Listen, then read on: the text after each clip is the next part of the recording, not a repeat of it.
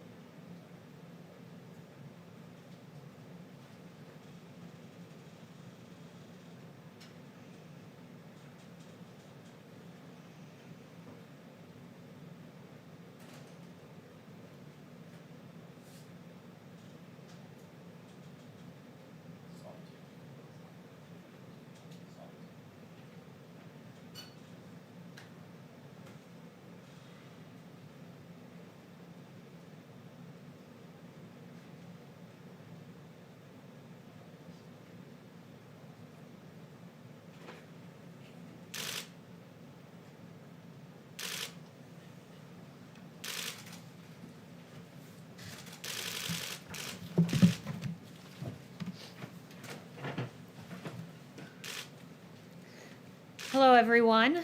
The front page of the New York Times is not the venue for discussing classified information. The White House podium is not the venue for discussing classified information. We are here today having this discussion because of an irresponsible, anonymous leak to the New York Times. There is no good scenario as a result of this New York Times report. Who's going to want to cooperate with the United States intelligence community? Who's going to want to be a source or an asset if they know that their identity could be disclosed?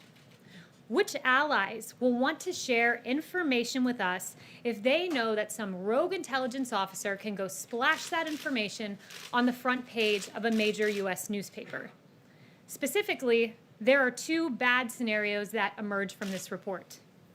Number one, this report makes it more difficult to come to a consensus on this matter to verify intelligence. And number two, this level of controversy and discord plays directly into the hands of Russia and unfortunately serves their interests. Since before President Trump assumed office, damaging and oftentimes erroneous leaks seeking to undermine or delegitimize the duly elected president have been published. According to the DOJ, classified leaks surged in this administration. There were, under President Obama, just 39 on average criminal leak referrals. In this administration, we've seen 100 criminal leak referrals to the DOJ in 2017, 88 in 2018, and 104 on average per year. We have seen targeted leaks of classified information against this president, and it is irresponsible. Phone calls with foreign leaders, meetings with government officials, and now reports of alleged intelligence. Make no mistake, this damages our ability as a nation to collect intelligence. As the National Security Council noted just yesterday, to those government officials who betray the trust of the people of the United States by leaking classified information, your actions endanger our national security.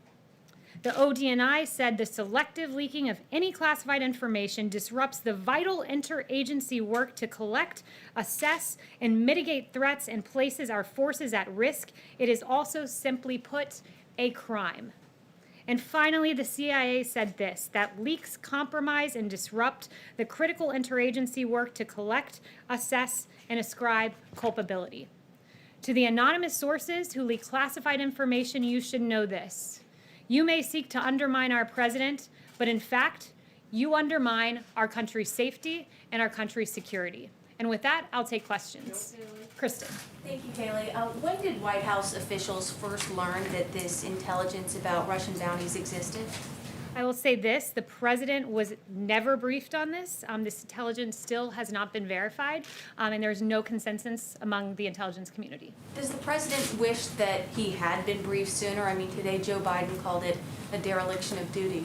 This is a piece of intelligence information that had no consensus, has not been verified, still to this day has not been verified, and there are several intelligence agencies on the record noting that. You have the Department of Defense saying that they have no corroborating evidence to validate the recent allegations. The NSC allegations in recent press articles have not been verified or substantiated by the intelligence community. And the ODNI, we are still investigating the alleged intelligence referenced in recent media reportings, but that didn't stop the New York Times from putting it on the very first page of their newspaper and stopping us from getting to an ultimate conclusion and an ultimate place of having a consensus on the alleged intelligence. Darlene. You said that. Just one more question. If this intelligence does turn out to be true, is the president prepared to take some serious action against Russia and Russian President Vladimir Putin? The president has always taken tough, unadulterated action against Russia. We saw that there's no diplomatic presence on the west coast of our country of Russia because the president closed the consulates. We saw he expelled 60 Russian intelligence officers, sanctioned hundreds of targets, withdrew from the INF Treaty, the Open Skies Treaty, tried to halt Nord Stream, still trying to do that, impose visa sanctions, and many other actions. So make no mistake, this president is prepared to act and will always act in protecting our American troops. We saw in Syria and the strikes in 2018 that dozens of Russian mercenaries were killed. He will always act to protect American troops. That is indeed his track record. Darlene. There's a briefing intel briefing on the president's schedule today. Will this matter be part of his briefing this afternoon? The president has been briefed on what is unfortunately in the public domain because of the New York Times and the irresponsible leak. Yes, he has been briefed, but that does not change the fact that there is no consensus on this intelligence that still has yet to be verified. I have one question. Yeah, Darlene? On another subject, Republican allies of the president, like Kevin McCarthy and Lamar Alexander, have said that it would be great if the president would wear a mask in public, sometimes, to set an example. How much weight do words from McCarthy and Lamar Alexander carry with the president? The president has said he has no problem with masks, that he encourages people to make whatever decision is best for their safety and to follow what their local jurisdictions say. CDC guidelines are still recommended but not required. And the president is the most tested man in America. It's his decision whether to wear a mask. Justin. Let's just set an example. Justin. I wanted to loop back on you saying that the president never been briefed. There's, I think, some dispute over whether in February his PDB included this intelligence information, so I'm wondering if you can say whether or not, he may not have read the briefing book that he was presented with, but was he at some point at least given access to this information? So the PDB is a top secret document that is widely disseminated among government. I will never sit here and confirm or deny what is in a top secret document, so I'll leave it at that. One thing I will say that is routine is when there is intelligence. I was speaking with some folks over in NSC about this earlier and some other folks around the White House. When we get intelligence verified or unverified, deemed credible or not credible, deemed consensus or no consensus, if that information in any way impinges upon the safety of our troops, that information goes to our troops on the ground and to our allies so they can take the appropriate measures. What is briefed up to the president in this case was not the case, was never briefed to the president of the United States because there was no consensus. What is briefed to the president is when there's a strategic decision to be made. So in this case, if there was a strategic decision to be made vis-a-vis Russia, those are the kind of things that are briefed to the president when they're deemed credible. But in this case, it was not briefed to the president. There's no consensus. It was not credible. But make no mistake, this president will always protect American troops. I mean, sorry, just to follow on that, I think there's 2 points. One, I would say that press secretaries in the past have disclosed in certain instances what was in the PDB. But secondly, I mean, this is a relevant issue because I think critics have already seized on this and said, well, if the president isn't reading his PDB, he might not know that there are these policy decisions to be made, right? If a president was presented with this information, it's unverified, he could be alarmed, change his posture towards Russia, conceivably ask intelligence officials to work harder to determine whether or not this was true, make, a series of judgments. And so I guess more broadly, I would re-ask the question of whether it was in his material, but ask you maybe to defend why the president isn't necessarily reading his PDB when there are these types of issues that could arise. The president does read, and he also consumes intelligence verbally. This president, I'll tell you, is the most informed person on planet Earth when it comes to the threats that we face. You have Ambassador O'Brien, who sees him in person twice a day, who sometimes takes the upwards of half a dozen calls with this president. He's constantly being informed and briefed on intelligence matters. But I'm not going to allow the New York Times to dictate when we give top secret information and don't give top secret information. That's an untenable proposition. Well, there then. Yes, Emerald. Thanks, Kayleigh. Does the White House have any comment on Bruce Orr testifying before the Senate Judiciary Committee on the Hill today? So no comment on that specifically, but what I would say more generally is that what Bruce Orr and others in the Obama-era government have to answer for is quite substantial. When you had a dossier full of lies weaponized against this president, Bruce Orr's wife, of course, being involved in the creation of that dossier, which was funded by the Democrat National Committee and in coordination with the Hillary Clinton campaign, and was used to spy on the Trump campaign to be the basis for 2 FISA warrants to launch a 3-year investigation into Russia collusion that ultimately ended in an exoneration of this president and an immense waste of taxpayer dollars. Mr. Orr and many others have a whole lot of questions to answer for. Why was it behind closed doors? Why wasn't it televised given the public interest in these players in the Russia investigation? That would be a question for Congress, but I think the public deserves to know Mr. Orr's answers on those matters. And then one more, if I may, opened about leakers. Democrat lawmakers are calling for a briefing from intelligence officials. They aren't satisfied with the White House personnel today. Is there a concern to brief Democratic lawmakers, especially Adam Schiff, giving the leaks out of his committee? Look, I mean, I think that Democrats should come forward in good faith, and if anyone has politicized intelligence, we've had the New York Times acting entirely irresponsibly, and you have the Democrat Party politicizing this information, which I think is absolutely disgraceful. Elena. Hi, yes, thank you, Kelly. Senate Majority Leader Mitch McConnell said today that Russia should, quote, absolutely not, unquote, be allowed back into the G7. Does President Trump agree with Mitch McConnell?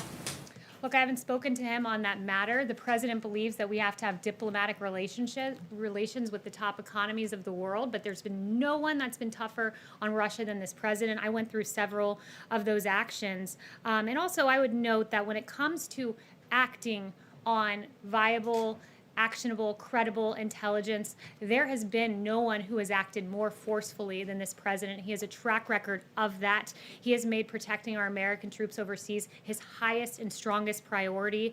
As you know, Soleimani was responsible for the deaths of 600 Americans and thousands maimed from, quote, explosively formed penetrators, other improvised explosive devices, improvised rocket-assisted munitions, rockets, mortars, rocket-propelled grenades, small arms snipers, and other attacks in Iraq. This is what Soleimani did to our American troops.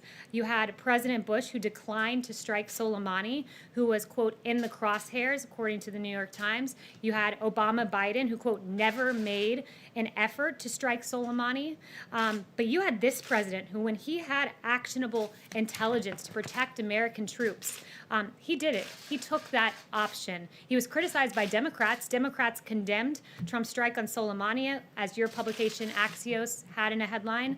NBC said Democrats demand answers on Soleimani killing. Politico top Democrats blast Trump's false justification for Soleimani killing. And The Atlantic asked, why kill Soleimani now? We removed Soleimani from the battlefield. President Trump did to protect our American troops based on credible intelligence. He did the same with al-Baghdadi, who was responsible for 300 public beheadings, who killed thousands of captured prisoners of war. When this president had actionable intelligence, he took action, criticized by Democrats for it, but that's what this president does. He acts in defense of our American troops. Sorry, David. just a follow-up, Kelly. You said it was targeted leaking in the New York Times. Who's doing the targeting and why are they doing it? It's a great question, but these are rogue intelligence officers who are imperiling our troops' lives. We will not be able to get, very likely not be able to get a consensus on this intelligence because of what was leaked to the New York Times. And you have both the NSC, ODNI, and CIA all noting what damage this leaks does, not just to the safety of our troops, which is paramount, but to the ability of the United States to aggregate information from our allies and have assets and get this valuable information. So who's doing it? It's Members of the IC are going after Trump, is that what you're saying? it very possibly could be. And if that's the case, it is absolutely despicable. Kelly? Yes. On that note, is the Trump administration doing anything or taking any action like an audit of the IC, or what steps are you planning on taking to try to find the source of the leaks? Well, make no mistake, the DOJ has done several criminal leak referrals, 120 in 2017, 88 in 2018, 104 on average per year under President Trump. So we do take those steps. And we do have a president who ultimately, when it comes down to the safety of our troops, he doesn't take impulsive action, he takes deliberate action. And we saw that in the killing of Soleimani and the killing of al-Baghdadi and the protecting of our troops. And at the same time, when you had Iran who shot down a drone, he chose not to strike back in that instance. He chose to protect civilians, to protect our troops. It was the measured response, it was the proportionate response. And ultimately, the ultimate way to protect American troops is to not get into needless foreign wars. This president is on record for decades and decades and decades opposing foreign wars, and Iraq is a great example. A nearly 2-decade war. You have this president who, when Washington Washington was unanimous in saying, we're going into Iraq, this president said, no, that's not the right decision. He's wound down our troop presence in Afghanistan and Iraq, and he's ultimately protected American troops and kept this country safe. And this president has a very strong foreign policy record to be incredibly proud of. Thank you. Kelly, I can take a question. Kelly, what? Really?